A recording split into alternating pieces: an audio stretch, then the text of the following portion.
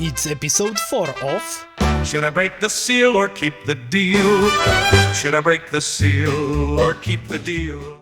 Today we will find an iconic Pokemon, a card that costs $14, which is awesome, but let me give you some facts about this Pokemon. Let's see if you know it. It's one of the 3 original starter Pokemon in the Pokemon Red and Blue games.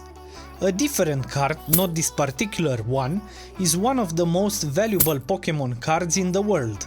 His signature move is Flamethrower. In Pokemon Sword and Shield, he can also Gigantamax, taking on a massive new form that enhances his battle abilities. Do you know it?